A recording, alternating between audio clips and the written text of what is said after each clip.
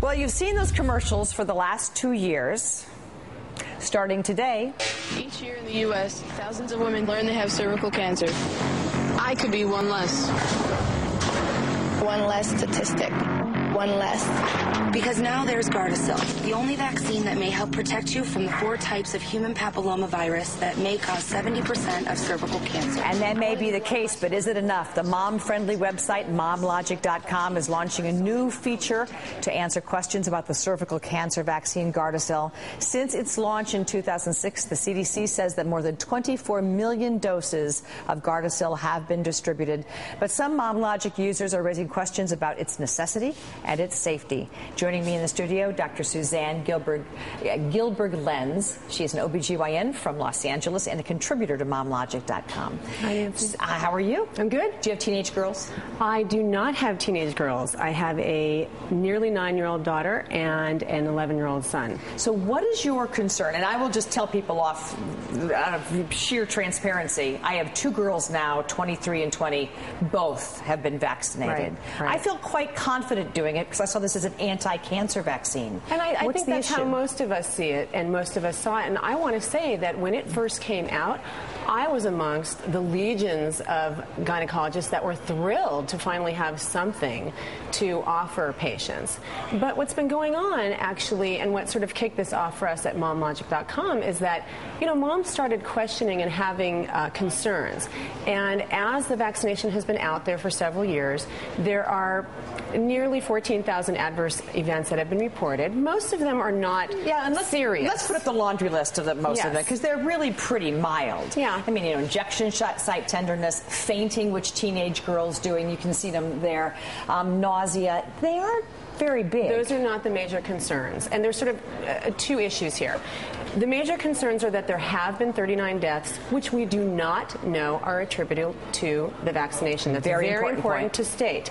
But the one underlying thread or common thread in those deaths is that all of these girls had recently had or completed their Gardasil series. But you can see me today and go out and get a splitting headache and say Snyderman gave me a headache. Totally, absolutely.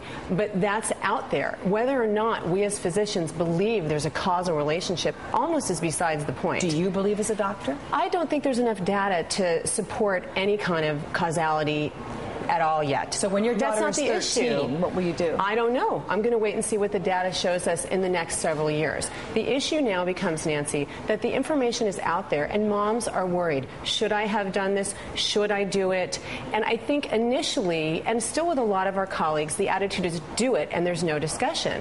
My concern is that moms and patients should not be made to feel that they cannot ask questions and get some information.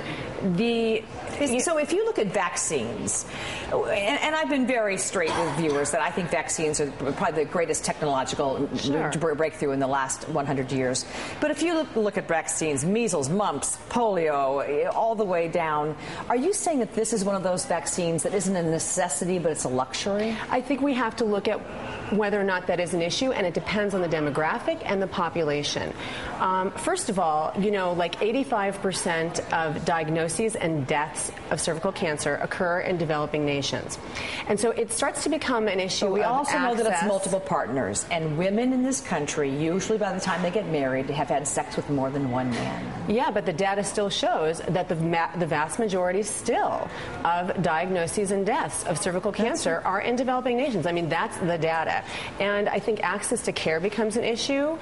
Women who are, it's kind of the worried well thing. Women who are coming in and getting their pap smears are the ones who are getting their daughters vaccinated. And if you're getting pap smears on a regular basis and you're taking care of yourself, there's certainly no guarantee that you will not have the bad luck to get exposed to, a bad HPV strain. By the way, many of which are not covered by the vaccination. It only covers 4 strains. That's You're correct. Absolutely right on that.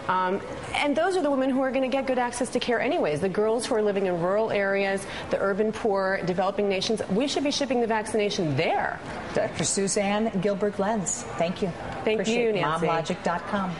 And if you have any questions regarding cervical vaccines or anything else, you can obviously reach me at drnancy@msnbc.com or twitter.com/drnancymsnbc. You can also reach me at ivillage.com. No way not to reach me.